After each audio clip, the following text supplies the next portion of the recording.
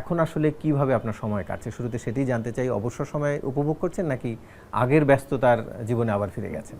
হঠাৎ করে ঘটে যাওয়া, মানে আমরা সেরকম প্রস্তুত ছিলাম না। তারপর আমরা প্রায় 18 মাস কাটলো।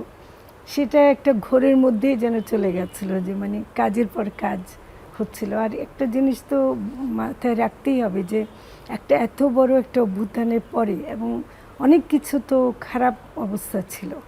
তো এখন আমি ফিরে আসছি উন্নয়ন বিকল্পের নীতি নির্ধারণী গবেষণা, ওটা আমি নির্বাহী পরিচালক অভিনিগের। তা আমি সেখান থেকে ছুটি নিয়েছিলাম, এখন আবার ফিরে আসছি। আমি কৃষি নিয়ে কাজ করি, যেমন এখন হাওরের কৃষি নিয়ে চিন্তা করছি, এবং নয়া কৃষি আন্দোলন আমাদের একটা আন্দোলন আছে, অনেক দিন থেকে করছি। স্থানীয় জাতের মানে রক্ষা করা, প্রাণ বৈচিত্র্য রক্ষা করা এবং নারীদের কাজ। কোন সময়টা বেশি উপভোগ করছেন, এখনকারটা নাকি গেল 1.5 বছরের সময়? 1.5 বছরটা বললাম যে একটা ঘোরের মধ্যেই কেটেছে। আমার যে ধারণা ছিল সরকার সম্পর্কে, যে সরকারে বোধহয় কোনো কাজ হয় না বা ইয়ে হয় না, সেটা পাইনি, বরং অনেক কাজ দেখেছে আর কি। আর নিজেও কাজ করতে পেরেছে। আমি প্রায় 34টা জেলায় সফর করেছি। তুলনা করতে চাই না, কারণ দুটো দুরকম। এখনও আমি যেটাতে আছি আমি সেখানেও খুশি আছি, আমার কোনো ইয়ে নাই।